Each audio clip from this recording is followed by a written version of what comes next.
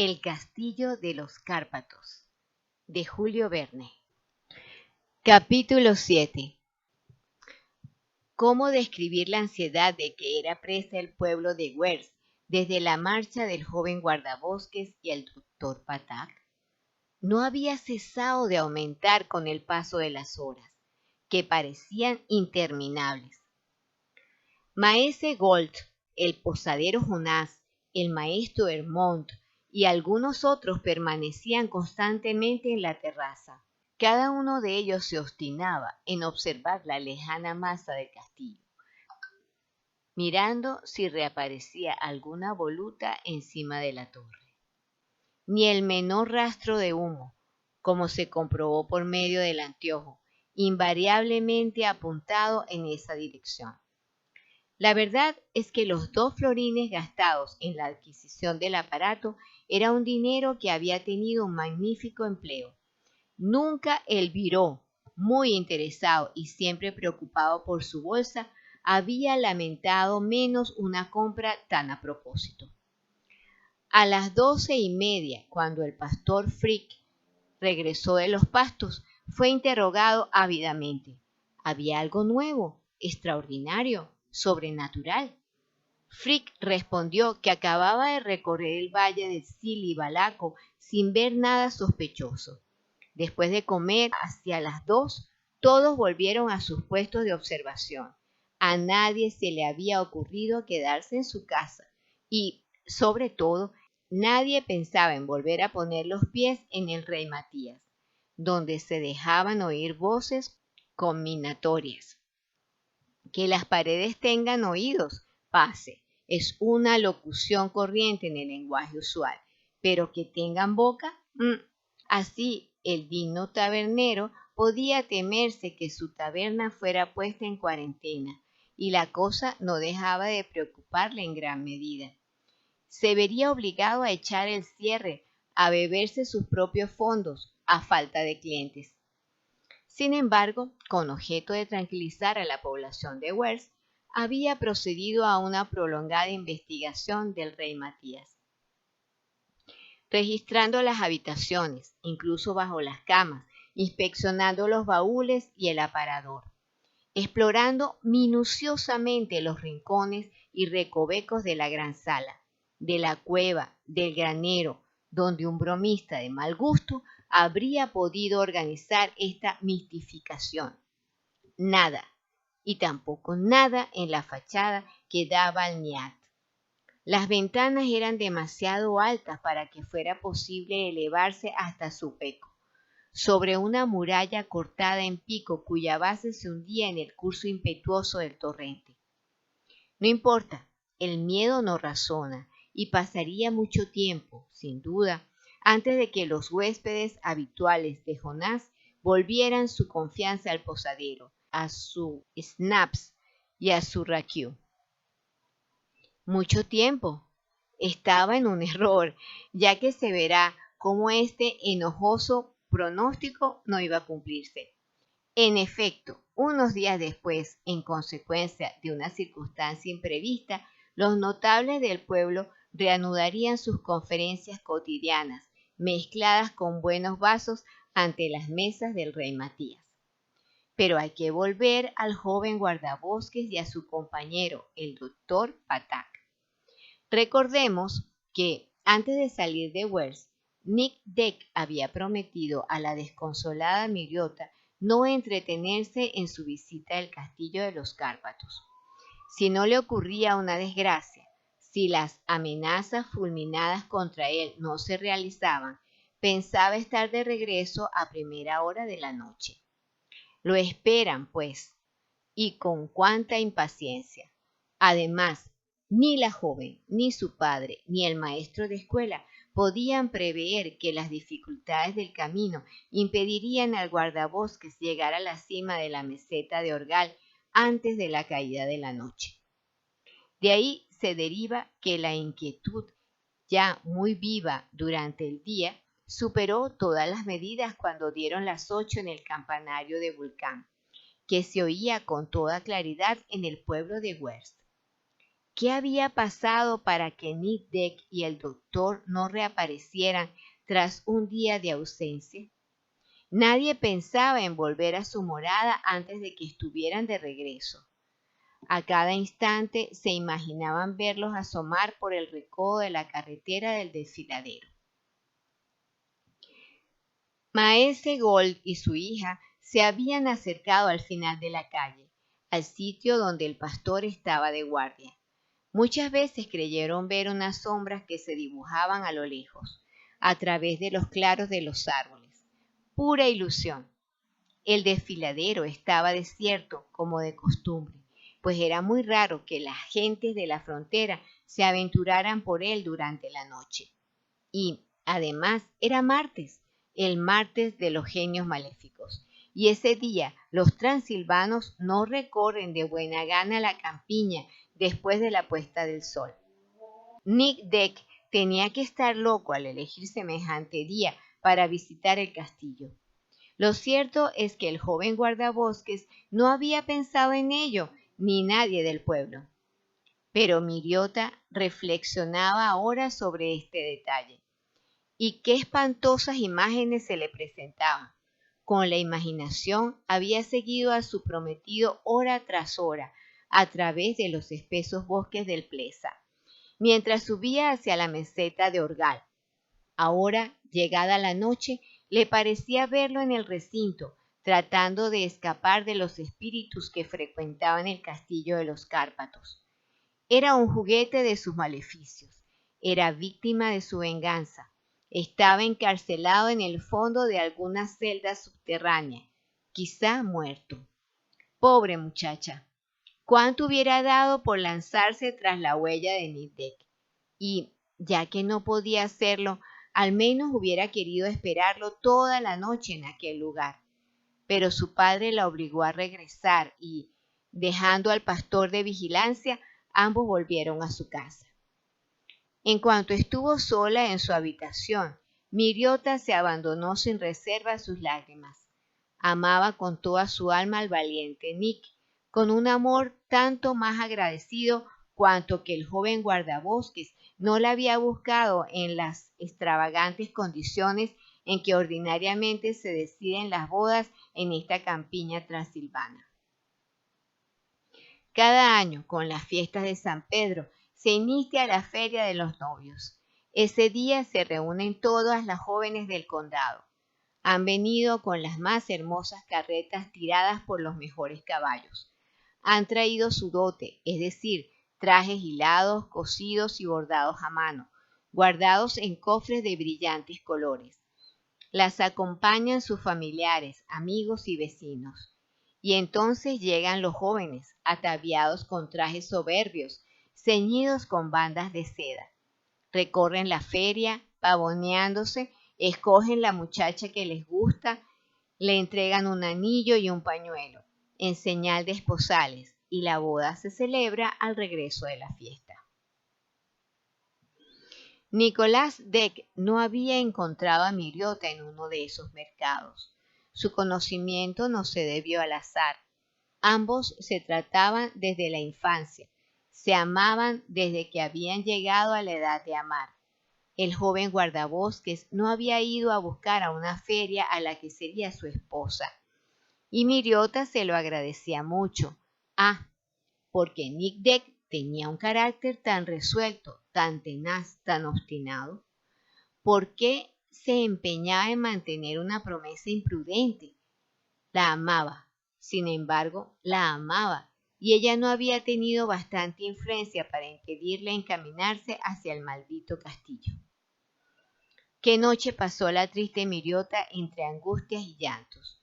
No había querido acostarse, asomada a su ventana, con la mirada clavada en la carretera en cuesta.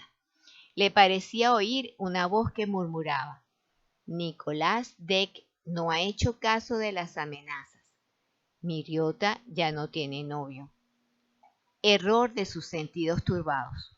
Ninguna voz se propagaba en el silencio de la noche. El inexplicable fenómeno de la sala del rey Matías no se reproduciría en casa de Maese Gold.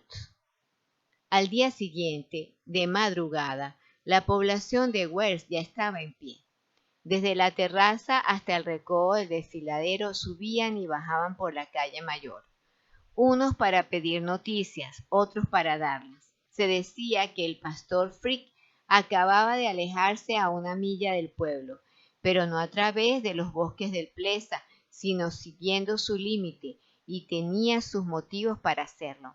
Había que esperarlo y, con objeto de comunicarse más rápidamente con él, Maese Goltz, Miriota y Jonás se dirigieron al final del pueblo. 1 media hora después aparecía Frick a unos cientos de pasos en lo alto de la carretera. Como no parecía apresurar su marcha, se dedujo que era mala señal. Frick, ¿qué sabes? ¿De qué te has enterado?, le preguntó Maese Gold en cuanto el pastor se reunió con ellos. No vi nada, no me enteré de nada, contestó Frick. Nada, murmuró la joven con los ojos llenos de lágrimas. Al salir el sol, continuó el pastor, distinguí a 2 hombres a 1 milla de aquí. Creí que era Nick Deck acompañado por el doctor, pero no era él. ¿Sabes quiénes son esos hombres?, preguntó Jonás. 2 viajeros extranjeros que acababan de atravesar la frontera valaca. ¿Les has hablado? Sí. ¿Vienen hacia el pueblo? No. Se encaminan hacia el Retjesat, a cuya cima quieren llegar. Son 2 turistas. Tienen todo el aspecto, Maese Gold. Y esta noche, al atravesar el desfiladero de Vulcán, ¿no han visto nada por la parte del castillo? No, ya que aún se encontraban al otro lado de la frontera, contestó Frick. De modo que no tienes ninguna noticia de Nick Deck. Ninguna. Dios mío, suspiró la pobre Miriota. Por lo demás, dentro de unos días podrán ustedes interrogar a esos viajeros, añadió Frick, pues piensan detenerse en Wers antes de partir hacia Colosbar, con tal de que no les hablen mal de mi posada, pensó Jonás, inconsolable. Serían capaces de no querer alojarse en ella. Hacía 36 horas que el excelente posadero estaba atormentado por el temor de que ningún viajero se atrevería de ahora en adelante a comer o dormir en el Rey Matías. En resumidas cuentas, las preguntas y respuestas intercambiadas entre el pastor y su amo no habían aclarado nada la situación, y ya que ni el joven guardabosques ni el doctor Patak habían reaparecido a las 8 de la mañana, podía esperarse que volvieran nunca. Nadie puede acercarse impunemente al castillo de los Cárpatos.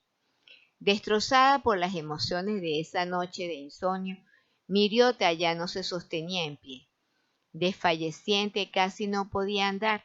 Su padre tuvo que llevarla a casa. Allí sus lágrimas se redoblaron. Llamaba a Nick con voz desgarradora. Quería salir para reunirse con él. Daba mucha pena y había motivo para temer que cayera enferma. Sin embargo, era necesario y urgente tomar una decisión. Había que acudir en ayuda del guardabosques y del doctor sin perder un instante. Poco importaba que se corrieran graves peligros, exponiéndose a las represalias de los seres humanos o sobrenaturales que ocupaban el castillo. Lo esencial era saber qué había ocurrido con Nick Deck y el doctor. Sus amigos y los demás habitantes del pueblo tenían el deber de hacerlo. Los más valientes no se negarían a lanzarse entre los bosques del Plesa para subir al castillo de los Cárpatos. Decidido esto, tras innumerables discusiones y gestiones, resultó que los más valientes eran 3: Maese Gold, el pastor Frick y el posadero Jonás.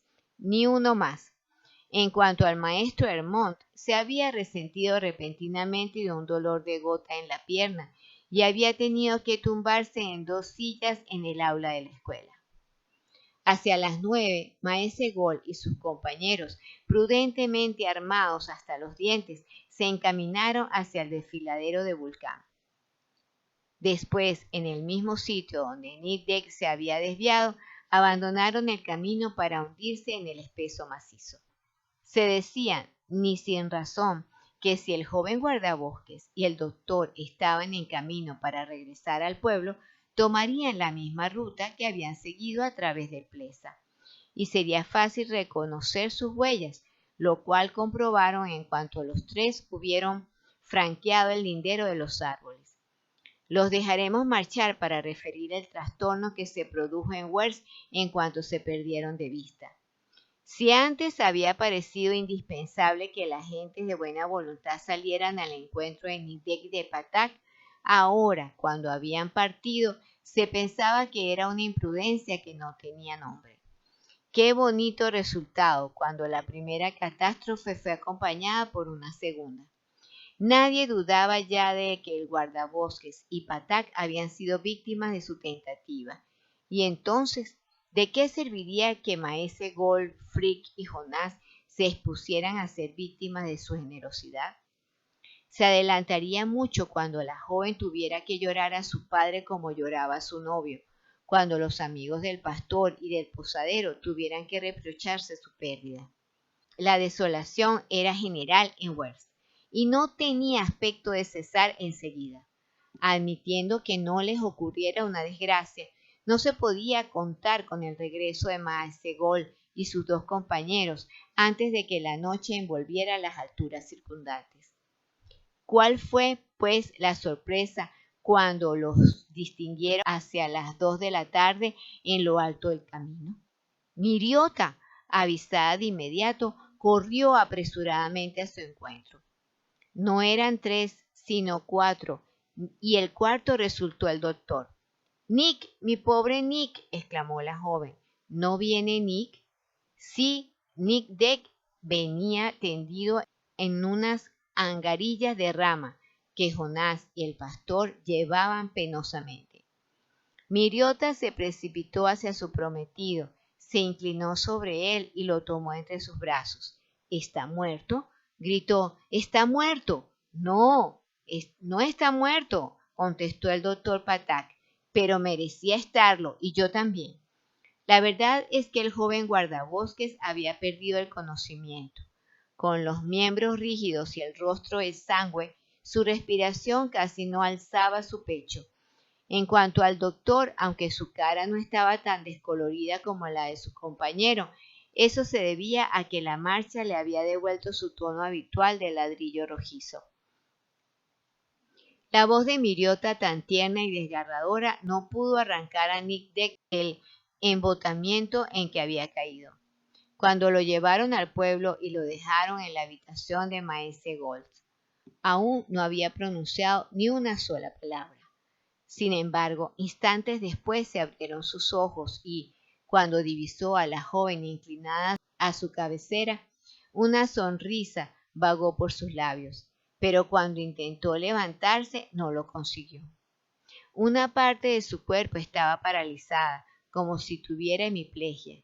Sin embargo, queriendo tranquilizar a Miriota, dijo con una voz débil: «No será nada, no será nada». «Nick, mi pobre Nick», repitió la joven. «Un poco fatigada solamente, querida Miriota, un poco de emoción. Pasará pronto con tus cuidados». El enfermo necesitaba tranquilidad y reposo.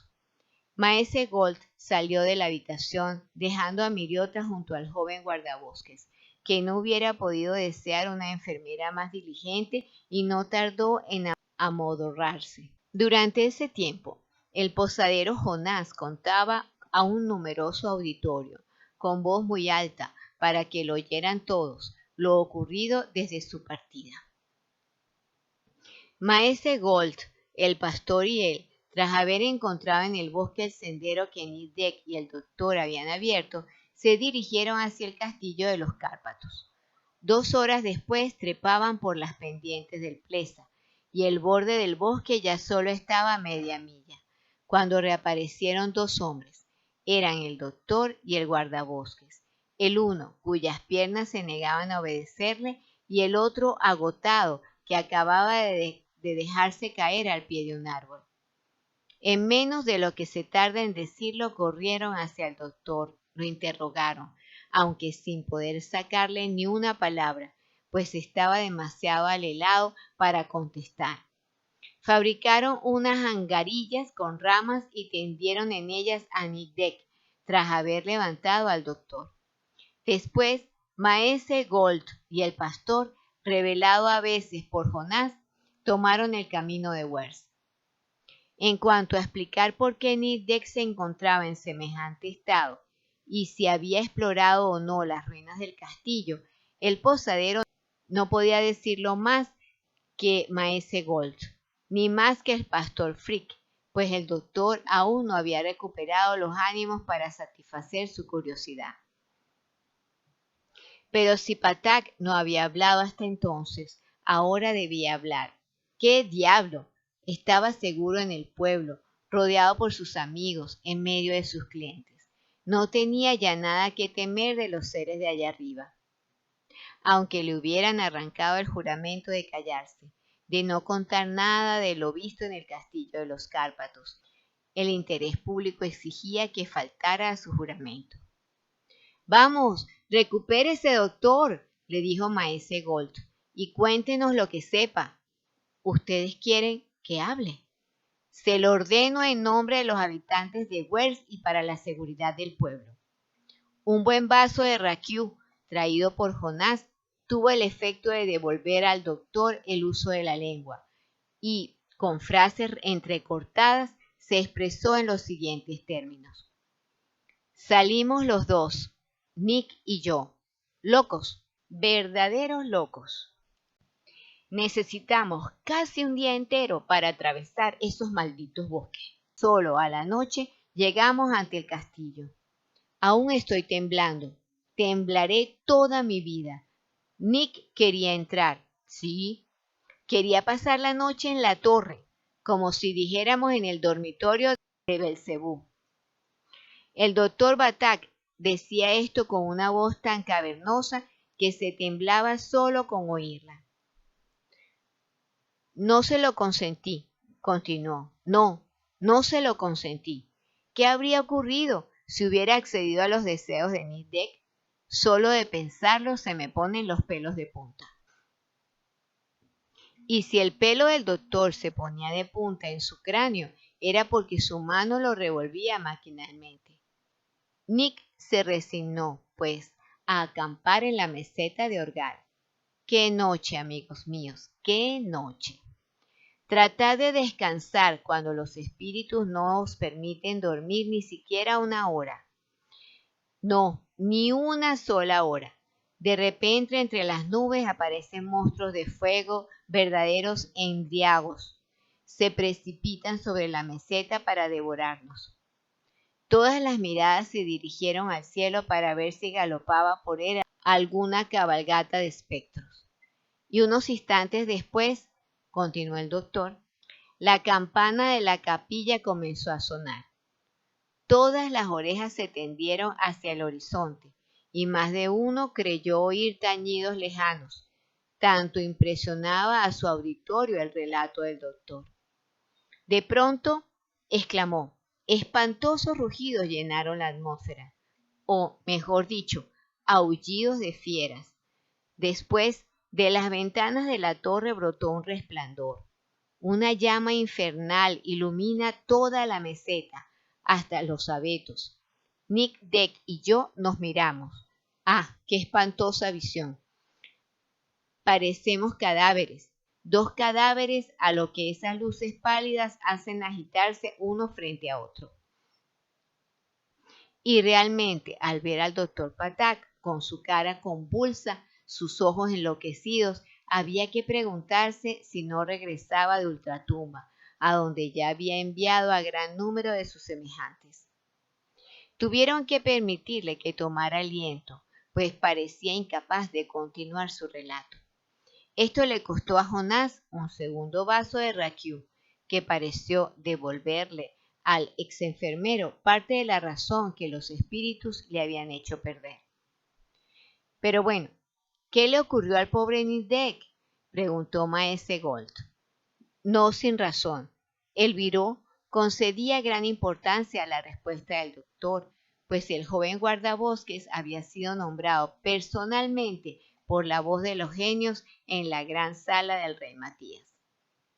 He aquí todo lo que recuerdo, contestó el doctor. Ya se había hecho de día. Supliqué a Nick Deck que renunciara a sus proyectos, pero ya lo conocen. No se puede conseguir nada de semejante testarudo. Bajó al foso y me vi obligado a seguirlo, ya que me arrastraba.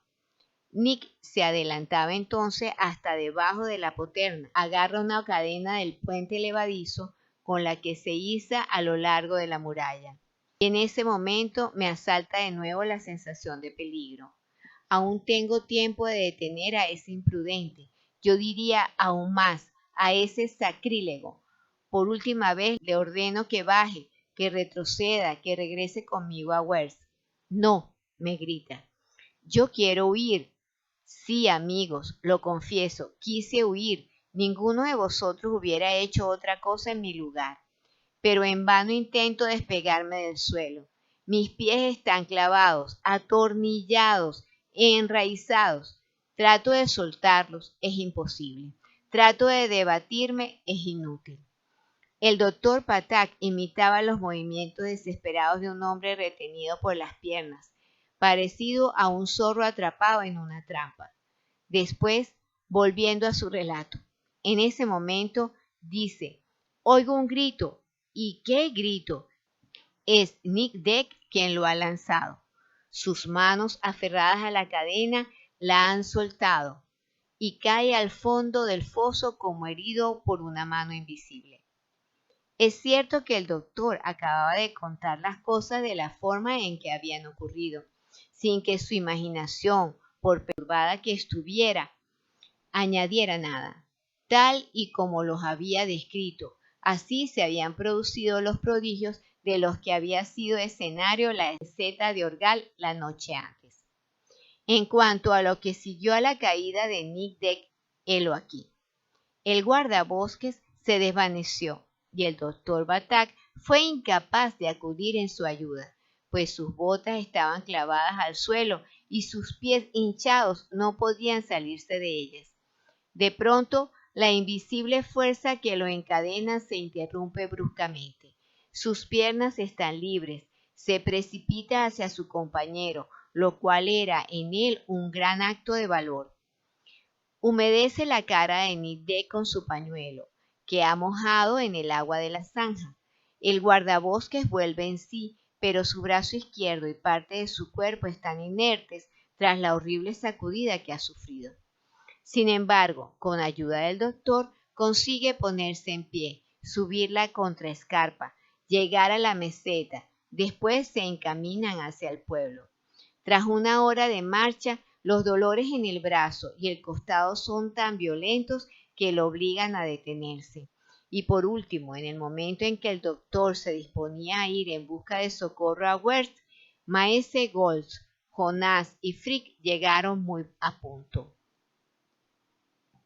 En lo referente al joven guardabosques, así estaba gravemente herido, el doctor Patak evitaba pronunciarse, aunque mostraba habitualmente una rara seguridad cuando se trataba de un caso médico.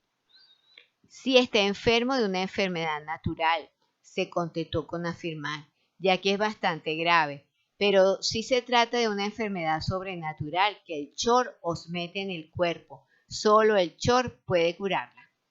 A falta de diagnóstico, este pronóstico no era muy tranquilizador para Nidek. Felizmente, estas palabras no eran el Evangelio, y hay muchos médicos muy superiores al doctor Patak que se equivocan diariamente, y se han equivocado desde la época de Hipócrates y Galeno. El joven guardabosques era un muchacho fuerte, de vigorosa constitución, y era de esperarse que saldría del trance, incluso sin intervención diabólica, a condición de no seguir demasiado al pie de la letra las prescripciones del ex enfermero de la cuarentena.